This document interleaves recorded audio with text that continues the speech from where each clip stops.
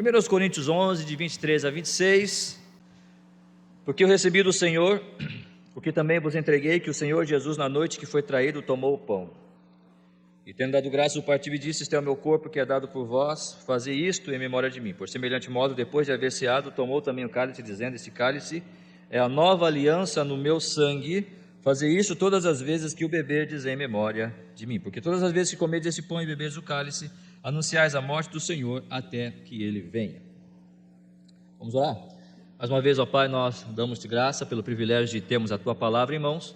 Abençoa, ó Deus, esta verdade em nossos corações, faze com que ela possa encontrar, de fato, os nossos corações abertos para vivê-la na prática e dessa forma glorificar ao Senhor. Abençoa esse tempo, nós oramos, te agradecemos e pedimos, em nome do Senhor Jesus Cristo. Amém.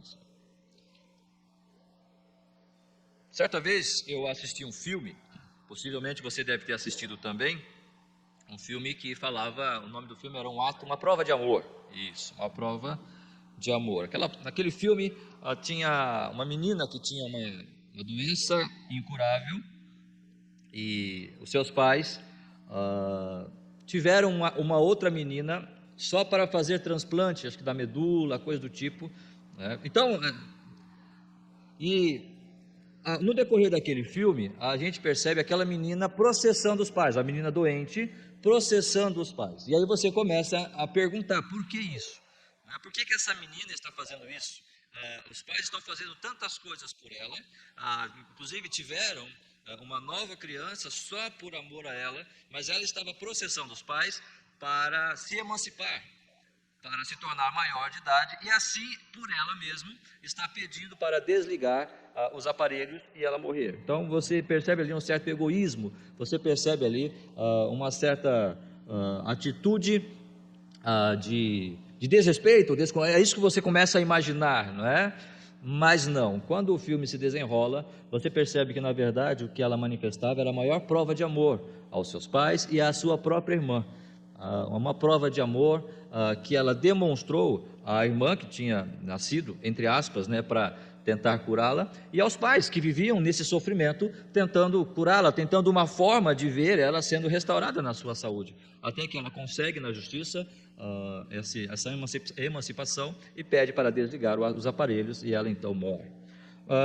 Eu falo isso porque naquele filme nós percebemos, você vai entendendo a coisa no decorrer, né? E aí você vai percebendo qual era a motivação por trás daquela menina, daquela jovem, e num primeiro momento, nesse ato de ingratidão para com os pais, processando os pais para se tornar maior de idade, para poder tomar as suas próprias decisões. Aí você entra assim num dilema pessoal e se perguntando, se questionando sobre isso, mas lá no final você vai perceber, na verdade, qual que era o objetivo, e o objetivo era uma prova de amor muito grande da parte daquela menina. Nós olhamos, irmãos, aqui para a ceia do Senhor, e nós percebemos aqui que o Senhor Jesus Cristo está dirigindo, e aí nós olhamos para certas expressões que Jesus coloca, em memória de mim, chamando atenção para Ele mesmo, e aí nós, talvez uma mente que está um pouco atribulada, que está envolvida em tantos problemas, e eu já parei, já me vi nessa situação, não sei você, mas eu fui criado só para adorar e só para fazer tudo em memória de Jesus. Parece que tudo tem que ser em função de Jesus. Será que a vida é realmente assim? Poxa, eu não tenho valor algum, e parece, não sei se você já se perguntou isso, mas parece que Jesus, tudo que faz é em função dele, tudo que faz é para ele. Talvez numa mente adolescente, numa mente atribulada, talvez com dores, a gente começa a questionar, sugestionar talvez que, olha, compensa servir a Jesus mesmo? Compensa realmente nós termos toda essa atitude, porque naquele momento em que eu mais precisava, parece que ele me abandonou, parece que naquele momento que eu mais necessitava, ele demonstrou não prova de amor por mim, mas uma prova de, olha, olhe para mim, adore a mim, glorifique a mim. E quando nós olhamos para a ceia do Senhor, nós percebemos, mais ou menos, temos essa visão, Jesus no centro e os seus discípulos, e eles servindo. É exatamente esta a coisa. Agora, até onde isso realmente está trabalhando na minha vida, até onde eu entendo isso, até onde de fato nós conseguimos perceber nesses elementos que o Senhor Jesus coloca aqui, que na verdade é prova de amor por nós. É uma prova da sua graça a mim e a você. Não é porque ele quer tão somente ser exaltado, ainda que o será, ainda que, por mais que nós não queiramos, por mais que a nossa mente humana não entenda isso, não consiga cogitar essas verdades, mas Deus mesmo diz, o apóstolo Pedro vai dizer que Deus o exaltou sobremaneira e colocou como Senhor e Cristo. Isto é um fato e não tem como nós mudarmos isto. E a palavra do Senhor, Paulo vai dizer em Filipenses que todo joelho se dobrará a Ele. A questão não é o que vai acontecer, porque isso vai acontecer. A grande questão é como eu estou vendo isso, qual é a minha perspectiva com relação a isto. Portanto, hoje eu queria conversar com os irmãos a respeito desses elementos que nós temos aqui, que são dois, o pão e o vinho, que se diz respeito a elementos de graça na ceia do Senhor. Elementos de graça na ceia do Senhor. Se eu perguntasse para você quais seriam esses elementos, você diria de bate-pronto, que é o pão e o vinho, ou o suco de uva, como nós costumamos fazer. Dessa forma, eu queria conversar com os irmãos sobre algumas verdades que aqui está. O Senhor Jesus Cristo, então, quando ele assenta ali com os seus discípulos, ele diz ali no versículo 23, tomou o pão, e no versículo 24 diz, e tendo dado graça, o partiu e disse, isto é o meu corpo. Percebam a expressão, que é dado por vós. Isto é o meu corpo. O pão é o meu corpo, que é dado por vós. Nós voltarmos um pouco num texto, nós lemos esse texto na semana passada também, consideramos um pouco a respeito dele, em João capítulo 6, Jesus também fala deste pão, Jesus fala desta situação, usando este elemento, para trazer verdades espirituais para nós, para mim e para você. Versículo 41, João 6, 41, o Senhor Jesus Cristo diz, eu sou o pão que desceu do céu, no final do versículo, no versículo 48, eu sou o pão da vida, vossos pais comeram maná no deserto e morreram. Percebe que Jesus diz no versículo 50, este é o pão que desce do céu, para que todo aquele que dele comer não pereça. Verso 51, eu sou o pão vivo que desceu do céu, se alguém dele comer, viverá eternamente, e o pão que eu darei pela vida do mundo é a minha carne. Versículo 53, na metade do versículo, se não comerdes a carne do Filho do Homem, não tendes a vida em vós mesmos. Versículo 58, este é o pão que desceu do céu, em nada semelhante àquele que os vossos pais comeram, e contudo morreram, quem comer este pão viverá eternamente. Percebe que Jesus faz alusão ao pão, a este elemento, e ele chama a atenção, em primeiro plano, como nós sabemos, dos judeus. Nós sabemos da história que quando o povo de Israel estava peregrinando no deserto e eles reclamaram e disseram, temos fastio desse pão vil, o Senhor então mandou para eles codornizes, mas antes disso, lembram que o povo estava com dificuldades e ele manda o maná, aqueles flocos, aqueles grãos que desciam do céu, nós não podemos explicar como era, ok? Mas Jesus manda a sua provisão, e Jesus faz alusão a esse maná. A palavra maná significa o que é isso? Porque as pessoas viram, os homens viram aquilo caindo do céu e perguntaram, o que é isto? E aí eles entenderam que aquilo era a provisão de Deus, eles não entendiam, eles não estavam compreendendo que Deus estava provendo a necessidade deles.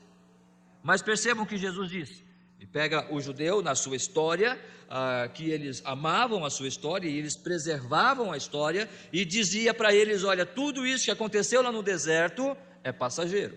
Os seus pais comeram desse maná, os seus pais comeram desta provisão, só que eles morreram mesmo assim. Mesmo tendo comido, mesmo tendo suprido a sua necessidade por um momento, eles morreram. Quando nós comemos o pão pela manhã, quando chega lá pelas 10 horas, nós precisamos de uma maçã, né, Guilherme? Nós precisamos de alguma coisa para comer, alguma coisinha para mastigar. E lá para o meio-dia e meio, no nosso almoço, nós vamos nos alimentar de novo, porque o nosso organismo precisa disso. Nós precisamos constantemente estar nos alimentando. Jesus diz que Ele é o pão que desceu do céu. E percebam que o efeito desse pão, o efeito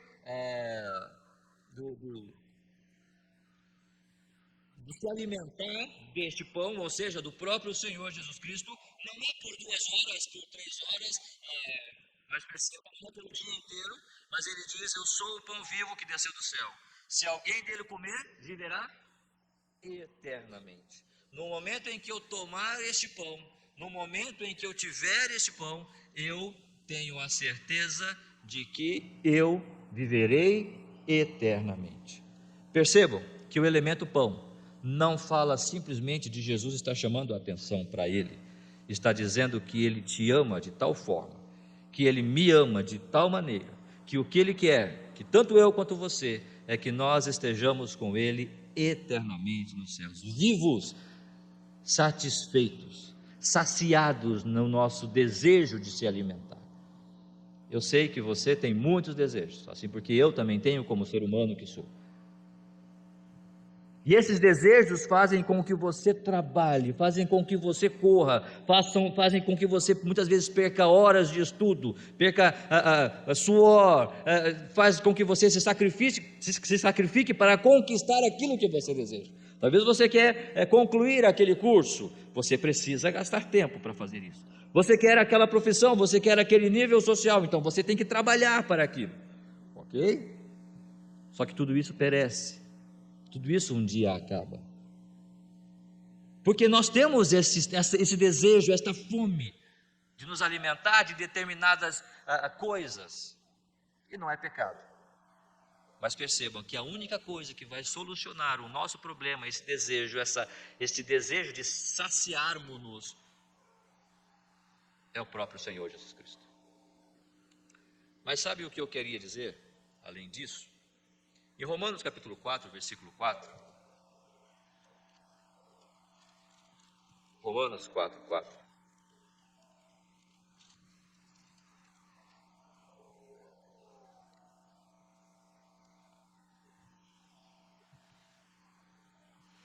Ora, ao que trabalha, o salário não é considerado como favor, e sim como dívida. Mas ao que não trabalha, porém crê naquele que justifica o ímpio, a sua fé lhe é atribuída como justiça. Percebam que há uma coisa muito clara para mim e para você, e na palavra do Senhor também nos é narrada aqui, que você, quando trabalha, nesse seu desejo de conquistar aquilo que você quer, você vai ter que realizar um trabalho, e quando você trabalha, você conquista aquilo, e a palavra do Senhor vai dizer que aquele que trabalha, o seu salário ou o seu pão não é colocado como um favor, mas sim como dívida. Se você trabalhou, você tem direito de receber. Você trabalhou os seus 6 meses, você vai receber aquele salário. Você estudou para passar naquela prova, você vai receber o salário. Você se esforçou por aquela profissão, por aquela posição na sua empresa, você vai receber esse salário. Você vai receber esta posição. Você trabalhou para isso, você vai receber este pão. O Senhor Jesus Cristo não nos cobra nada.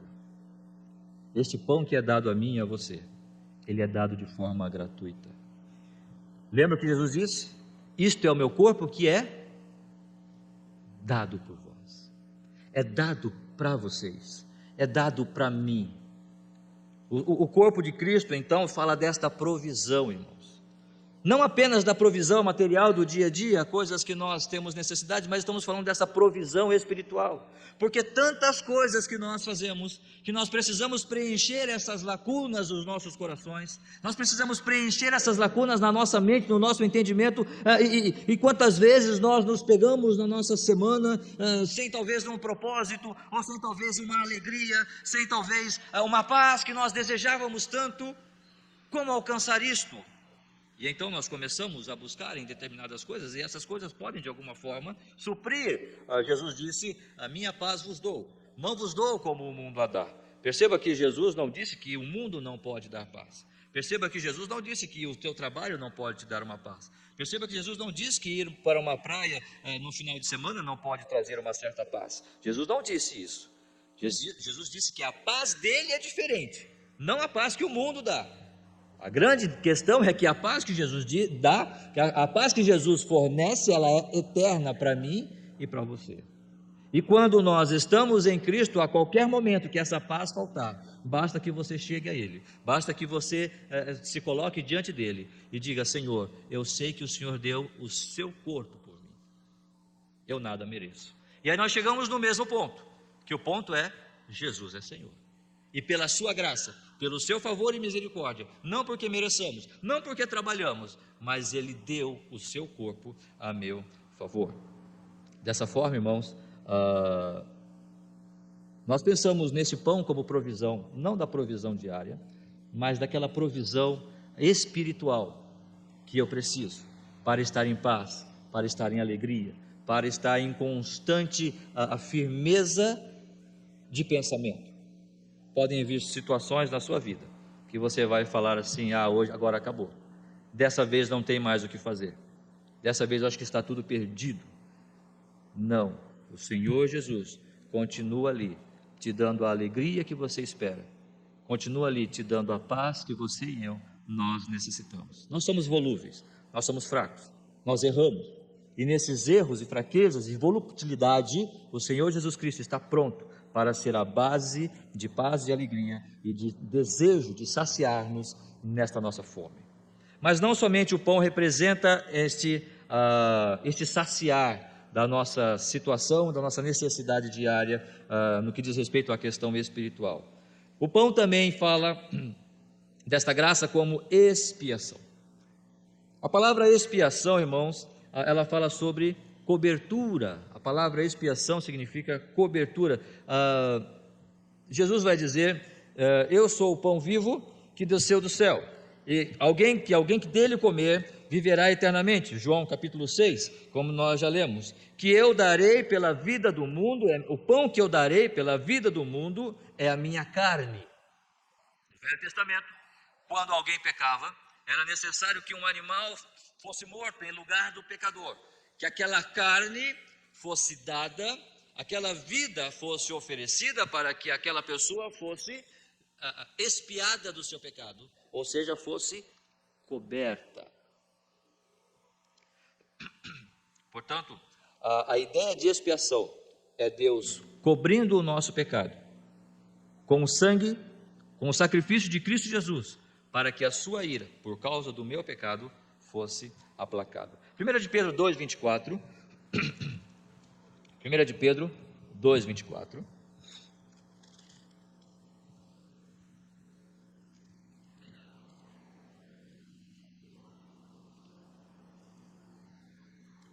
Diz o seguinte: carregando ele mesmo em seu corpo sobre o madeiro os nossos pecados, para que nós, mortos para os pecados, vivamos para a justiça, por suas chagas foste sarados. Carregando ele mesmo em seu corpo, que representado por este pão, que logo mais nós vamos cear, representado por aquele pão que Jesus partiu naquele momento com os discípulos, e diz ali: carregando ele mesmo em seu corpo sobre o madeiro os nossos pecados, para que nós, mortos para os pecados, vivamos para a justiça. Por suas chagas, por suas dores, por suas feridas, nós fomos sarados. Irmãos, quando nós falamos do corpo de Cristo, nós falamos da sua dor. Ele não merecia nada do que Cristo viveu e sofreu, ele merecia por ele mesmo. Nada do que ele passou era porque era como resultado do que ele fez, de uma ação dele próprio, mas de cada um de nós. Nós cantamos um hino que diz o seguinte: sangue que Jesus verteu é divino, é eficaz. Me permitam uma correção: isso não é verdade. O sangue de Jesus não é divino. O sangue de Jesus, ele é humano. Pastor, mas Jesus é Deus. Sim, Jesus é Deus, mas enquanto Deus ele não tem sangue, não é? Enquanto Deus, ele é Deus, é Espírito, e importa que os seus adoradores o adorem em Espírito e em verdade. Jesus, enquanto Deus, ele não tem sangue, porque ele é Espírito. Agora, enquanto homem, sim, aí sim, ele tem corpo, ele tem sangue, e o seu sangue não é divino, o seu sangue é 100% humano. Sem pecado? Claro que sim, sem pecado sim, porém humano, 100% humano. Seria até interessante que nós podemos dizer, readaptássemos, né, a letra, a menos que nós cantemos, né, que o sangue de Jesus é divino dentro do plano de Deus, dentro do fato de que Deus em Cristo Jesus resolveu dar o seu Filho, derramando o seu sangue para a nossa salvação. Quanto a isso, tranquilo, mas não entendendo que a essência, ou seja, aquela matéria realmente é divina. Não, não é. O sangue de Jesus é humano, 100% humano. Por que eu estou dizendo isso? Porque se é humano, se Jesus fosse divino, não é, no sentido como homem, talvez ele não sentiu tanta dor. Se ele é divino, ele é espírito, o sangue de Jesus é divino, então talvez ele não sentiu tanta dor, talvez nós estamos, aumentando, nós estamos exagerando naquilo que entendemos sobre a dor do Senhor Jesus Cristo. Não, Jesus era homem, o seu sangue era humano, e quando nós cortamos o nosso corpo, qualquer parte que seja, e nós percebemos o sangue saindo, nós também sentimos a dor, e não somente a dor, nós sentimos o perigo daquilo que está acontecendo. Você já teve um corte na sua mão, no seu corpo, em qualquer parte, e você viu o sangue escorrendo e você logo corre para estancar aquilo, porque você sabe que ali alguma coisa de ruim está acontecendo, alguma coisa precisa ser feita para estancar, para parar aquilo. Jesus, quando dá o seu corpo, representado pelo pão, ele está dizendo a dor que ele sentiu por mim e por você. Pela sua graça, ele nos deu este presente maravilhoso, de sentir esta dor. Eu desafio você a chegar em casa e pegar uma agulha e colocar no seu dedo, para saber o quanto de nós talvez estaríamos rindo desta brincadeira. Ninguém faria isto. Ninguém em sã consciência pegaria uma agulha, uma faca e se automutilaria, só para ver o que acontece, porque nós sabemos que isto dói. Isto é o meu corpo que é dado por vós, esta é a minha dor que é dada por vós, é isto que eu estou fazendo, este é o meu sofrimento, essas são as minhas chagas que eu estou fazendo por você. Em Isaías 53, versos 5 e 6, mais um texto sobre isso, que diz o seguinte: mas ele foi traspassado pelas nossas transgressões e moído pelas nossas iniquidades. O castigo que nos traz a paz estava sobre ele, e pelas suas pisaduras fomos sarados. Percebam aqui todas as verdades envolvidas nesse sofrimento que Cristo sofreu, que Cristo viveu. No verso 6, então, todos nós andávamos desgarrados como ovelhas, cada um se desviava pelo caminho, mas o Senhor fez cair sobre ele, sobre o seu corpo, a iniquidade, o pecado de todos nós. Portanto, irmãos, mais do que tão somente Jesus chamar a atenção para si, que ele seja Senhor, olha, eu estou aqui, tirem foto de mim, coloquem a minha foto no Instagram, no Facebook, não é nada disso. Jesus é Senhor, isto é um fato. E não tem como nós mudarmos isso, basta apenas que nós nos dobremos a esse fato.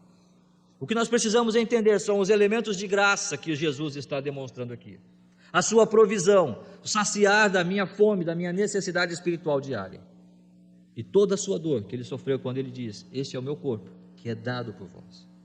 E quando nós fazemos isso em memória dele, nós estamos fazendo por uma atitude de gratidão, porque o nosso coração foi encontrado, o nosso coração, a nossa vida, a nossa mente foi atingida com tanta força, por tanto amor, por tanta graça, por tanta misericórdia, que nós não podemos viver. Eu não posso mais viver a minha vida sem pensar em Cristo. Eu não posso mais fazer nada sem que eu busque dele saber o que ele quer, porque ele é Senhor. Automaticamente, ele será Senhor da minha vida. Se eu não compreender que Cristo deu o seu corpo para prover a minha necessidade espiritual, se Cristo deu o seu corpo como providência por causa do meu pecado, da minha iniquidade, eu não entendi a graça, eu não vou entender a ceia, eu não vou entender o que Cristo está querendo dizer. Não é apenas um momento simbólico, não é apenas um momento ritualístico, é muito mais do que isso. Diz respeito à própria vida do Filho de Deus, que morreu por alguém que não merecia, eu, como Paulo diz, dos quais eu sou o principal. Não somente isso, nós temos um segundo elemento, Nós temos o pão, como já falamos, o pão como provisão, o pão como expiação, mas nós também temos o elemento vinho. Nós temos o costume, como já falamos, já explicamos, não de usar vinho, mas de usar o cálice, por causa de toda a fermentação, de toda a ideia atual sobre vinho. Parece que vinho é para se embebedar, parece que vinho não é? Então a gente usa, porque como é só apenas um simbolismo, a gente usa o fruto da vide, o suco de uva, para simbolizar a graça de Deus em Cristo Jesus, dando a sua vida por nós na cruz. Mas, seguindo então no versículo 25, diz ali: por semelhante modo, depois de haver ceado, tomou também o cálice, dizendo: este cálice é a nova aliança no meu sangue. Percebam, irmãos, que Jesus não está dizendo, assim como ele disse com relação ao corpo: este é o meu corpo que é dado por vós. Perceba que ele não diz: este é o meu sangue que é dado por vós. Por que Jesus não fala isso, será? Alguém sabe? Eu não sei, mas posso conjecturar, talvez. Deus nos dá essa liberdade. Mas o Senhor Jesus Cristo fala uma expressão aqui muito interessante: este é o sangue da nova aliança. Tá, pastor, muito bom, isso é graça de Deus, né? Eu entendo a graça, né? Nós somos pecadores, é mais do que isso. Eu queria convidar vocês a irmos para um texto em Jeremias capítulo 31, do verso 31 a 34. Jeremias 31, de 31 a 34. Nós lemos esse texto na introdução, na liturgia. Mas vamos lê-lo novamente. E vamos ler até o verso 38, ok? Eu vou fazer essa leitura, quero que os irmãos leiam comigo atentamente e percebam alguma coisa que lhes chame a atenção, que eu vou perguntar. Vamos ver se a gente está percebendo. Eis aí vem dias, diz o Senhor, em que firmarei nova aliança com a casa de Israel e com a casa de Judá. Verso 32. Não conforme a aliança que fiz com seus pais no dia em que os tomei pela mão para os tirar da terra do Egito, porquanto eles anularam a minha aliança, não obstante eu os haver desposado, diz o Senhor, porque esta é a aliança que firmarei com a casa de Israel. Depois daqueles dias, diz o Senhor, na mente lhes imprimirei as minhas leis, também no coração lhes inscreverei, e eu serei o seu Deus, e eles serão o meu povo. Não ensinará jamais cada um ao seu próximo, nem cada um ao seu irmão, dizendo: conhece ao Senhor, porque todos me conhecerão, desde o menor até o maior deles, diz o Senhor, pois perdoarei as suas iniquidades e dos seus pecados jamais me lembrarei. Verso 35, assim diz o Senhor, que dá o sol para a luz do dia e as leis fixas à lua e às estrelas para a luz da noite, que agita o mar e faz bramir as suas ondas. Senhor dos exércitos é o seu nome. Se falharem estas leis fixas diante de mim, diz o Senhor, deixará também a descendência de Israel de ser uma nação diante de mim para sempre. Assim diz o Senhor, se puderem ser medidos os céus lá em cima e sondados os fundamentos da terra cá embaixo, também eu rejeitarei toda a descendência de Israel por tudo quanto fizeram, diz o Senhor. Primeira coisa que nós vemos aqui, irmãos, nesta aliança que o Senhor Jesus fez, é que é uma aliança baseada na graça. Não está dizendo aqui: olha, se vocês, lembram das alianças do Velho Testamento? Se vocês me obedecerem, se vocês fizerem isto, se vocês cumprirem os meus mandamentos, então eu abençoarei. Se vocês forem fiéis, então eu darei esta terra. Em nenhum momento Jesus, ou Deus, perdão, diz isto aqui. Firmarei. Jesus está colocando a base nele mesmo. Não no que o homem faz, não pelo trabalho do homem, mas Deus está fazendo baseado nele mesmo. Esta aliança, no versículo 31, esta nova aliança que Deus está fazendo, está baseada nele próprio. Portanto, a graça de Deus. Porque Israel não obedece.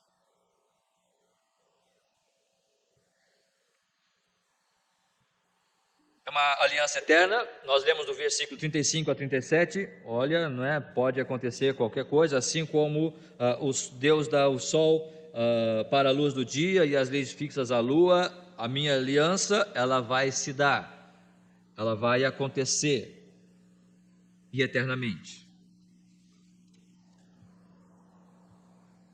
No versículo 33 nós temos ali: porque esta aliança que firmarei com a casa de Israel depois daqueles dias, diz o Senhor, na mente lhes imprimirei as minhas leis, também no coração lhes inscreverei. Percebam que aqui Deus está tratando com o povo e dizendo: esta aliança diz respeito a uma transformação na mente e no coração. Eu vou mudar o seu coração, eu vou transformar o seu coração. Lembram o que Paulo diz em Gálatas? Assim quem está em Cristo, em Coríntios, assim quem está em Cristo é a nova criatura, as coisas velhas já passaram, eis que se fizeram novas. Ou seja, é isso que Deus está falando. Regeneração. Versículo 34, no final do versículo 34, desde o menor até o maior, diz o Senhor, pois perdoarei as suas iniquidades e os seus pecados, jamais me lembrarei. Percebam que essa aliança que Deus está fazendo, perceba que pode ser percebida naquilo que nós vivemos, a aliança que está relacionada com a graça, que Deus fez conosco em Cristo Jesus, é uma aliança eterna, fala de regeneração, fala do perdão, versículo 31 a 33, capítulo 31, no versículo 33, vai dizer, porque esta é a aliança que firmarei com a casa de Israel depois daqueles dias, diz o Senhor, na mente lhes imprimirei as minhas leis, também no coração lhes inscreverei. Como é que Deus vai fazer isso? Qual é a forma que Deus vai realizar isso? Vamos para Ezequiel 36, 27, Ezequiel 36, 27. É um texto similar que fala do mesmo assunto, do mesmo tema.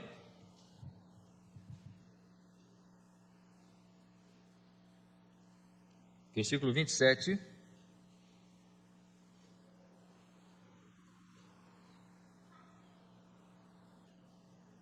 O meu tabernáculo estará com eles, e eu serei o seu Deus, e eles serão o meu povo. Percebam que Deus está dizendo que Ele estaria habitando no povo. O meu tabernáculo estará com eles. A própria habitação do Espírito Santo. Tudo isso que Deus está falando com relação à aliança, nós percebemos ali em 1 Coríntios capítulo 11, este sangue é a nova aliança no meu sangue. Só que tem um porém, e esse porém é muito sério. Este porém, ele muda tudo. Se nós voltarmos para o versículo, capítulo 31, alguns versículos, capítulo 31, verso 31, vai dizer ali: eis aí vem dias, diz o Senhor, em que firmarei nova aliança com quem? Com a igreja? Com Israel. E com a casa de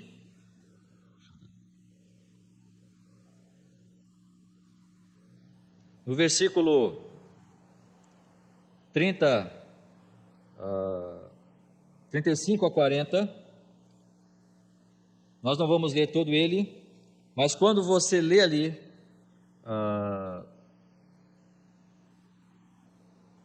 nós vamos perceber que o que Deus está falando nesse texto é que Deus promete primeiro à casa de Israel, à casa de Judá, e Deus está prometendo terra, pedaço de terra, chão.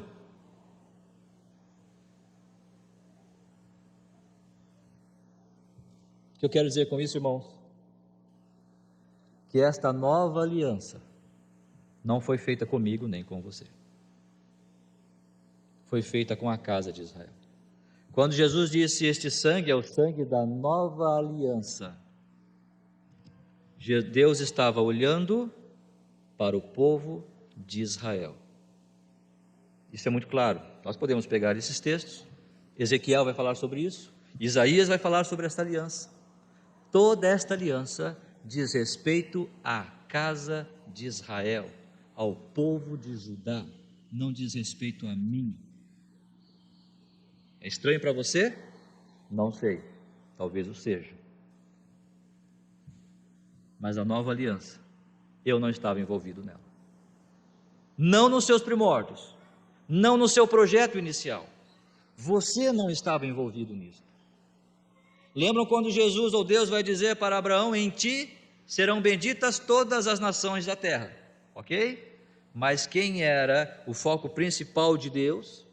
Qual era a nação que Deus tinha em vista? A igreja? Israel, os descendentes de Abraão. Pelo sangue de Cristo, nós fomos achados pela sua graça para sermos recebedores desta bênção que Israel recebe, que Israel é prometido para Israel esta bênção. Em nenhum momento veio para os que eram seus, e os seus não o receberam. Quem eram os seus? O povo de Israel. Percebem o elemento de graça no sangue de Cristo, para mim e para você? Nós éramos gentios, nós estávamos alheios, nós estávamos separados da comunidade de Israel, nós não tínhamos nada com isto. A nação bendita, a nação abençoada, a qual a promessa era dada, era para Israel. E esta nova aliança não diz respeito a nós. A igreja é o plano de Deus, com certeza, claro que é. Estamos em Cristo, claro que estamos. Mas, em primeiro lugar, Deus estava olhando para o seu povo. Pela graça de Deus, nós fomos recebidos. Deus, então, por Jesus ter sido rejeitado, Ele abre para nós, os gentios, quebrando a separação entre Israel e gentios, e dando-nos essa oportunidade da qual nós não tínhamos. Talvez no segundo plano, talvez como quando você vai regar uma planta ali no seu jardim que você está cuidando, mas tem um matinho ali do lado, e ele acaba recebendo os benefícios dessa rega. Você coloca ali um adubo, coloca ali algum elemento que vai fortificar aquela planta, aquela flor, aquela árvore, aquela planta frutífera, eu não sei, mas tem ali algum matinho, não é, que acaba recebendo os benefícios também desta adubação. Nós não somos a planta, irmãos. Nós não somos o alvo, irmãos. Nós somos o matinho que está do lado. Pela graça, esta nova aliança foi dada a mim e a você. Em ti serão benditas todas as nações da terra. Os elementos de graça na ceia do Senhor dizem que o seu corpo foi dado por mim, não porque eu merecia, não porque eu trabalhei por isso, mas porque Ele morreu para suprir a minha necessidade daquilo que eu tenho, de saciar a minha fome espiritual, da minha vida, nas circunstâncias que me surgem, para a eternidade ter essa fome saciada. Como expiação pelo meu pecado, por aquilo que eu fiz, por aquilo que eu vivi, por aquilo que eu vivo, Cristo deu o seu corpo para expiar, para aplacar a ira de Deus que estava sobre mim. Tudo isso pela graça, não porque eu trabalhei, porque Ele deu o seu corpo. E o sangue é o sangue da nova aliança, que não dizia respeito a mim, não dizia respeito a você. Talvez se eu fosse um judeu da linhagem de Israel, fariseu, como Paulo diz, eu poderia de alguma forma me orgulhar, mas eu não posso, porque eu nasci em São Vicente, na cidade de São Paulo. Talvez você nem sabe onde é essa cidade, talvez você nunca foi e nunca irá para lá, porque ela não tem tanta importância, além de ser a primeira cidade do Brasil. Mas o que isso tem de importante? Nada. Do que eu posso me orgulhar? Em nada. Porque essa nova aliança, Cristo verteu o seu sangue, para que essa nova aliança prometida lá no Velho Testamento, em Jeremias e Ezequiel, se cumprisse na sua morte, no derramamento do seu sangue. Mas em primeiro lugar, era o povo de Israel que estava em vista aqui, não eu, não você. Percebam que Jesus aqui não quer apenas ser Senhor, porque Ele quer ser Senhor. Perceba que aqui Jesus não quer ser a coisa mais importante. Perceba que Jesus simplesmente Ele não quer ser o centro das atenções. Jesus não quer simplesmente ser lembrado. Jesus nos amou de tal forma que, apesar de eu não merecer em momento nenhum que o seu corpo fosse dado por mim, e que aquela nova aliança prometida a Israel, ela chegasse a mim e a você e à igreja. Dessa forma, irmãos, esses elementos só podem nos fazer dobrar diante do nosso Senhor e dizer: muito obrigado, Pai, muito obrigado, Senhor Jesus, porque tudo isso, ainda que eu não mereça, me traz esses benefícios benefícios que eu posso levar para a vida eterna. E compartilhar isso junto com os meus irmãos em Cristo Jesus. Vamos orar. Nosso Deus e nosso Pai, sabemos, ó Senhor, que em nenhum momento há qualquer valor naquilo que nós fazemos, pensamos, valor de eternidade, quero dizer. Se tudo isso não estiver sendo dirigido, movido pelo Teu Santo Espírito, como lemos há pouco, o Senhor mesmo imprime as Suas palavras em nossos corações, o Senhor mesmo nos dá um novo coração, o Senhor mesmo faz com que nós sejamos novas criaturas para a Tua honra e glória. Muito obrigado, ó Deus, por tão grande graça, muito obrigado, Senhor, por tão grande amor e misericórdia, porque por mais que nós não tenhamos, ou não estejamos, ou não estivéssemos, ó Deus, no centro do Teu plano, mas ainda assim, o Senhor abriu a cada um de nós, a mim em especial, este amor, para que Ele me encontrasse e me transformasse, e eu pudesse, Senhor, em todo momento, viver a minha vida, não só nesse instante, mas viver em memória do Teu Filho Jesus Cristo. E por isso Ele diz, fazer isto em memória de mim, e por isso vamos tomar do pão, vamos tomar do cálice logo mais, para fazer isso pensando em todo o amor, em toda a misericórdia que o Senhor Jesus Cristo demonstrou por nós, e toda a gratidão com os quais os nossos corações devem estar envolvidos, pensando sim em toda a obra salvífica no Senhor Jesus Cristo, do qual nós somos beneficiários.